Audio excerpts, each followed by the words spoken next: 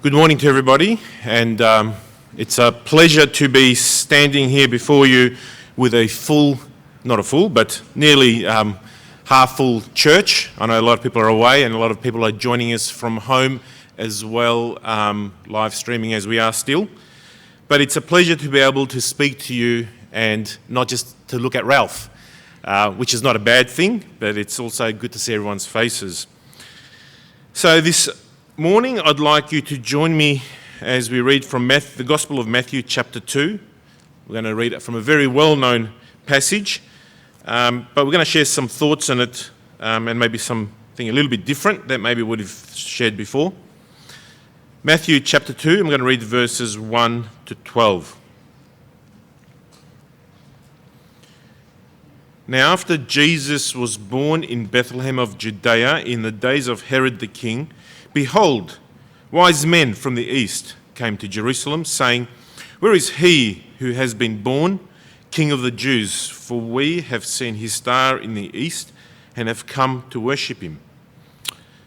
When Herod the king heard this, he was troubled, and all Jerusalem with him. And when he had gathered all the chief priests and scribes of the people together, he inquired of them where the Christ was to be born.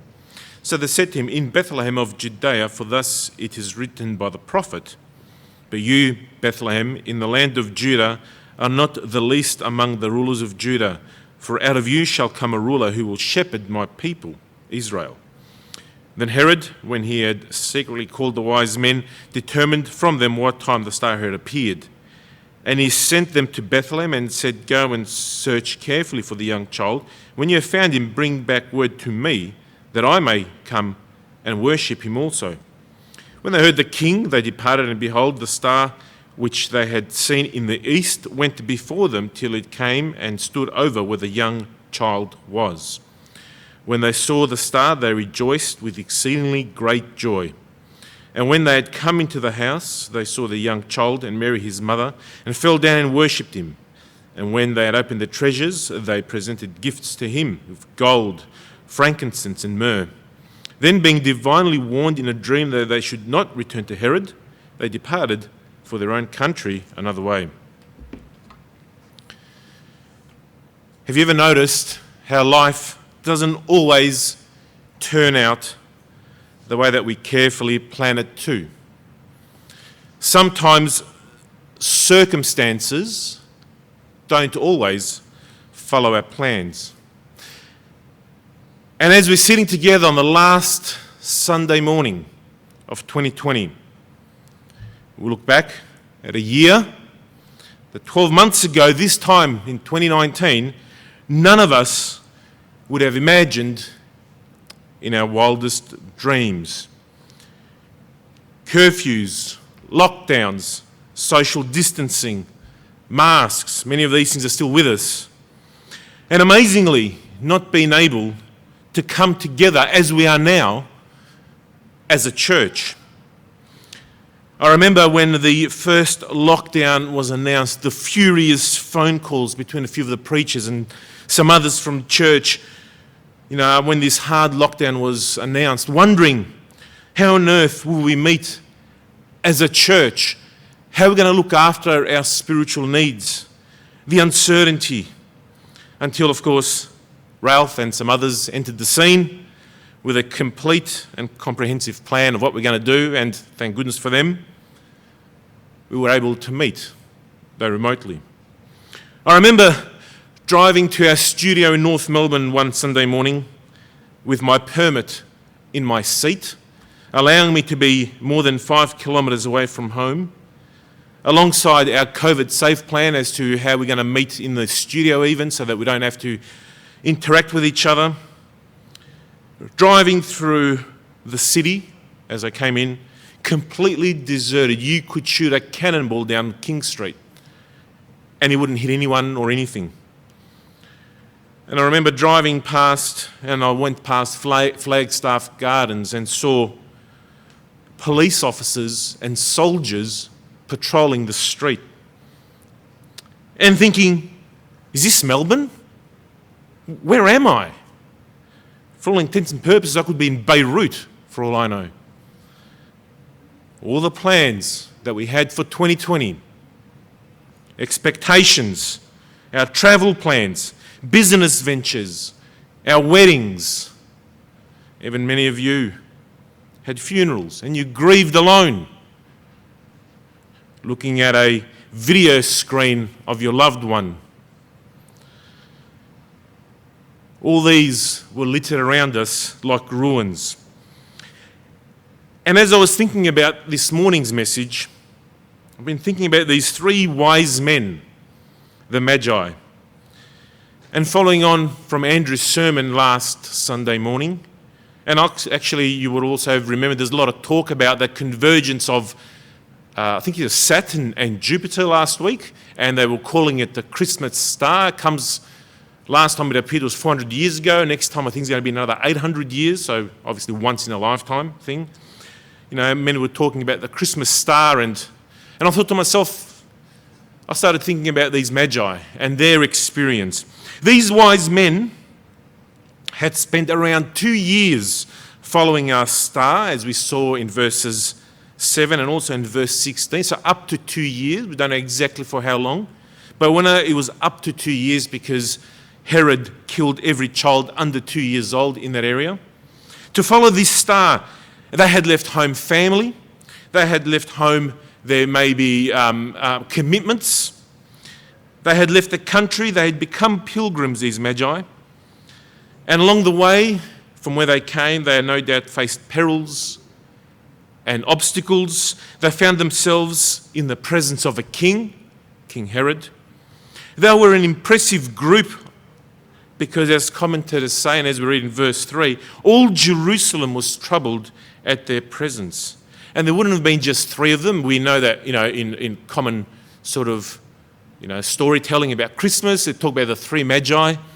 There weren't just three. There would have been. There's no mention of how many there were. There were at least more than one, because it's a plural tense. But also, they didn't meet Jesus at the manger. They actually came to him much later than that. But all of Jerusalem was troubled at their presence. And some commentators I read actually argued that these Magi would ordain kings. And political were very powerful men, which is why maybe Herod didn't kill them when they announced a new king, but rather treated them with respect and maybe some sort of reverence.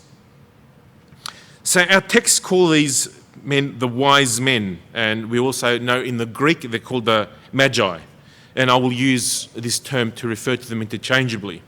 These Magi were skilled men in philosophy, in medicine, in religion, in natural science. They were also soothsayers and interpreters of dreams. They were greatly interested in astrology, thus their attention was arrested by the star that led them to this Christ child. Now, if they were from that region in the east, possibly Babylon or that area, they would have had access to Jewish scriptures. The Jews had been taken to Babylon many years earlier, as read in the Old Testament, as slaves. They lived in Babylon for a number of years.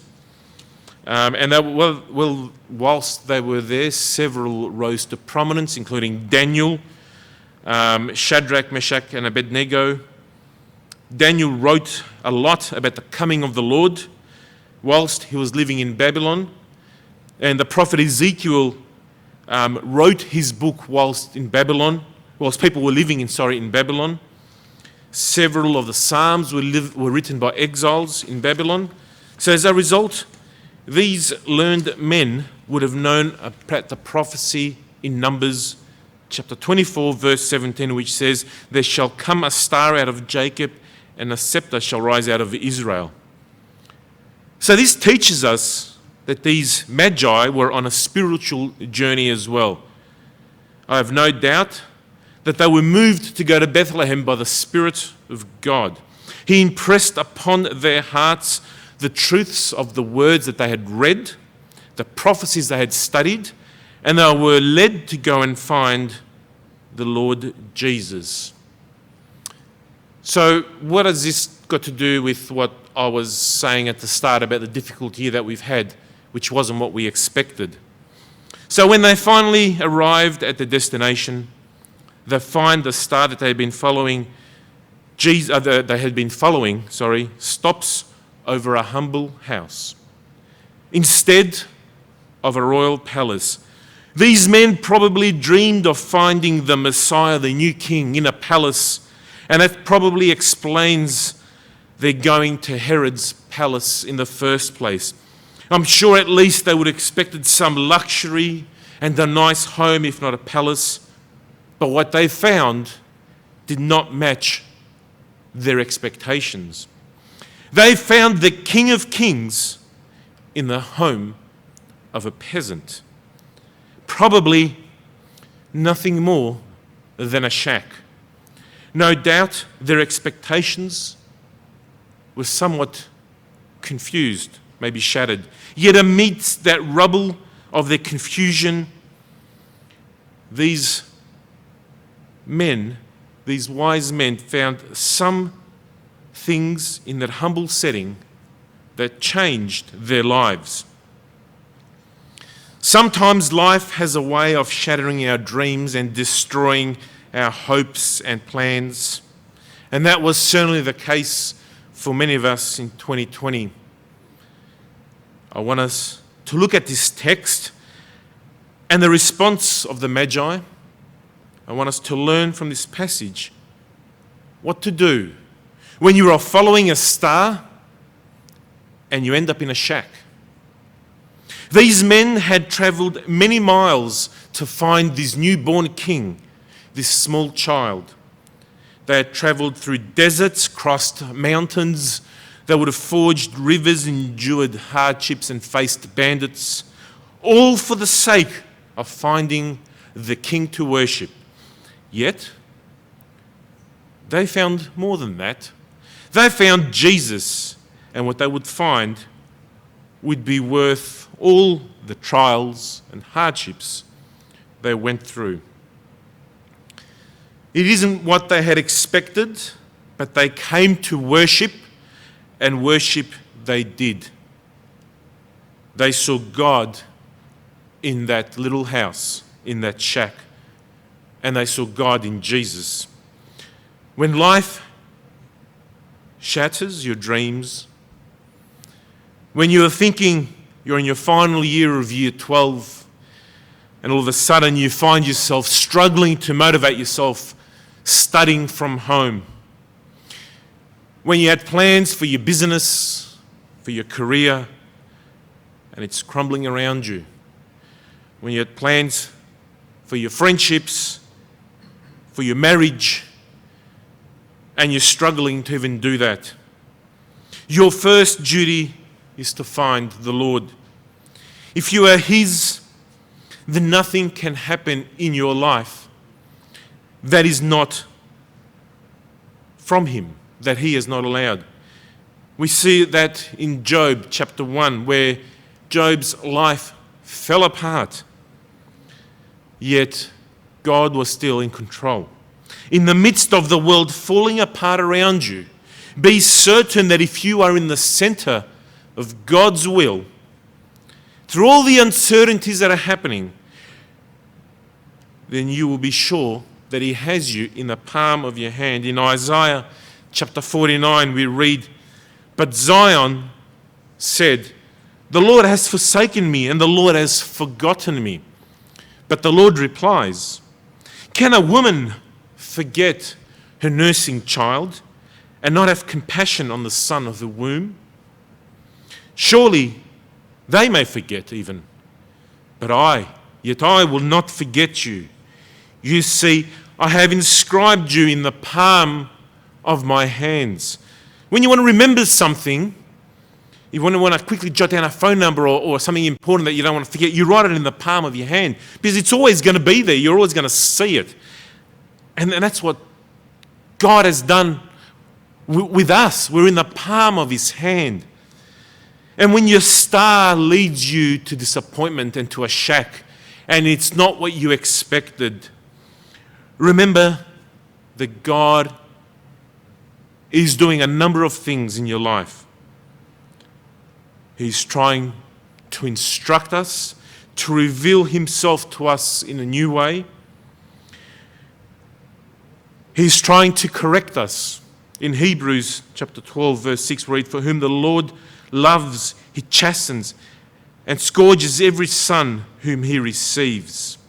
In Revelation chapter 3, we read, "As many as I love, I rebuke and chasten."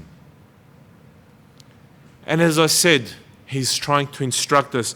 Now, there's a passage that I'm going to quote, Romans chapter 8, verse 28.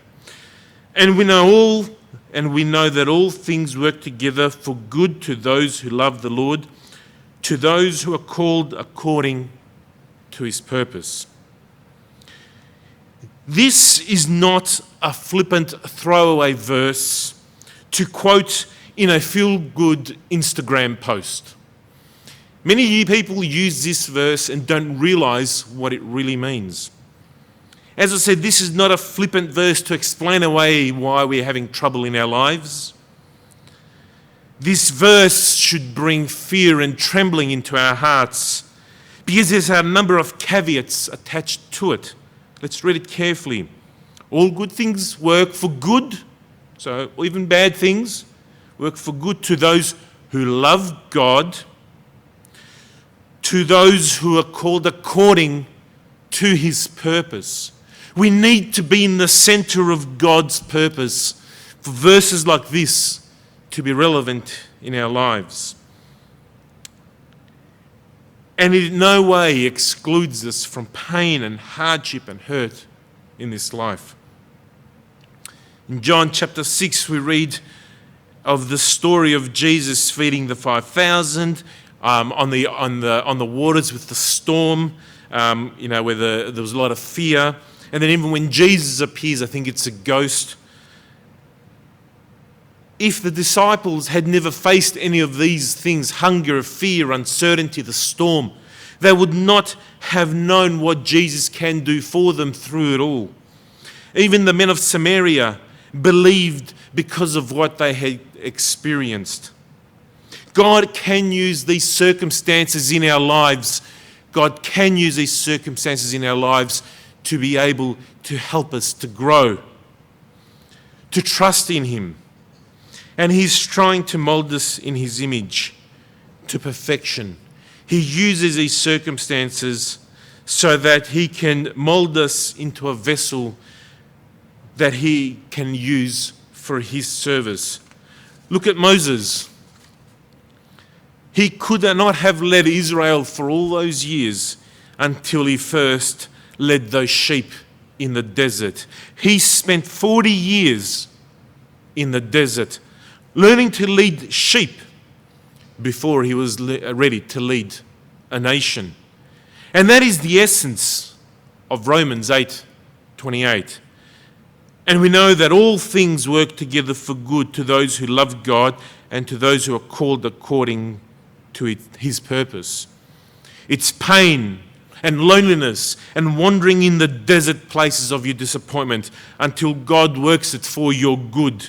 Not to make life easy for you moving forward, but for his glory and his plans as he changes you through those experiences, as he changes all of us through these experiences that we've each faced and these challenges. And yes, we've all gone through it together. And many have said we're all in the same boat, but no, we are not. We're all in the same storm, each in their own different boat. And if we don't look to the Lord, if we don't look to him for our hope, then we will struggle. When your star leads you to a shack, look to God and he will be there. And it would have been easy for these three wise men when they went to Herod's palace, for these wise men to have turned around, packed up all they had, and gone home in disappointment. After all, who wouldn't blame them? It hadn't turned out like they had planned. They haven't found this boy child, this king, where they thought they would find him. But they didn't. And they gave Jesus, when they went and worshipped him in that humble house, rightfully what was his gifts and the glory he deserved. When your star leads you to a shack, that is the time to give to the Lord. Many people's responses to finding a shack, to disappointment in life, is to stop giving back to the Lord, to withdraw from his ministry, to stop attending church, to stop serving, to stop witnessing to those around them. And that is the wrong response. That is the time that God will be glorified by you. When people look at your response to your trouble, to your disappointment, and they see your response and they marvel at it, and they think, what has given this person, this man, this woman, this child, the ability to continue? When all of us are floundering, what is it that they've got that I don't have? These wise men gave, but they received back far, far more than they could give. And that is the way always with God. No man can ever outgive him. These wise men, whilst they did not find what they were expecting, where they were expecting it, they persevered, and they had not lost sight of their final goal, to worship the newborn king. In verse 9 and 10 we read that the star reappeared after they left Jerusalem and went before them and settled over where the child Jesus was. And I quote, they rejoiced with exceedingly great joy. I love that. They rejoiced with exceedingly great joy. And they came into the house, saw this young child Jesus, and worshipped him, achieving their goal and their mission. I love that statement, and they rejoiced with exceedingly great joy. And what does that tell me?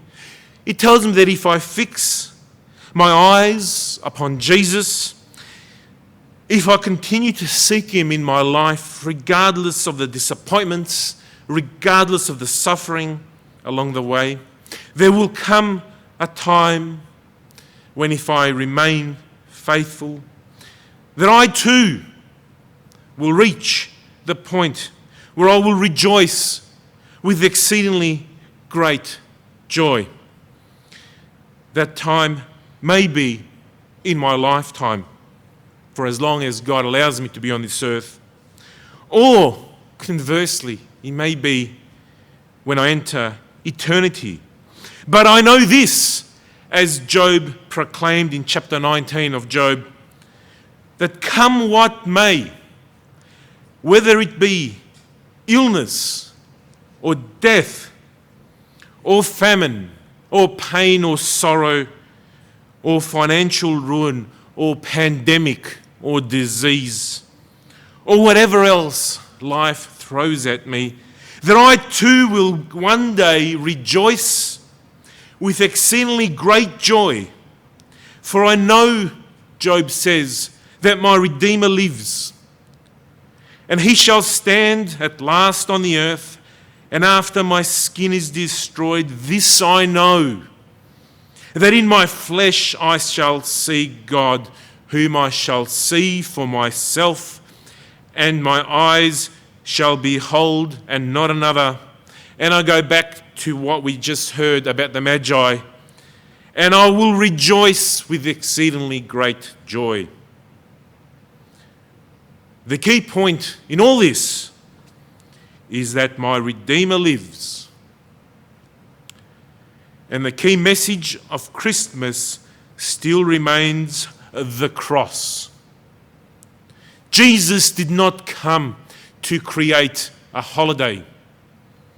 The key message of Christmas still remains the cross, which we celebrate in Easter, because he was born to die for our sins, and on the third day to be raised up, and as our Redeemer is seated on the right hand of God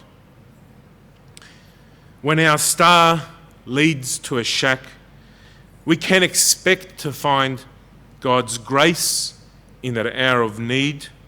In 2 Corinthians chapter 12, verse 9, we read, "My grace is sufficient for you. My strength is made perfect in weakness." Life is seldom fair, nor what we think it ought to be. But when life does let us down, we can be sure that God never will. And on this last Sunday morning of 2020, as it comes to a close, I wanted to finish off by saying that truly, I have no idea what 2021 has in store for us. Just holding on to my seat. This time last year, as I said at the start, none of us would have known what was just around the corner. And thinking it like that can be quite unnerving and unsettling. However, as we're finishing, let's take a lesson from these wise men.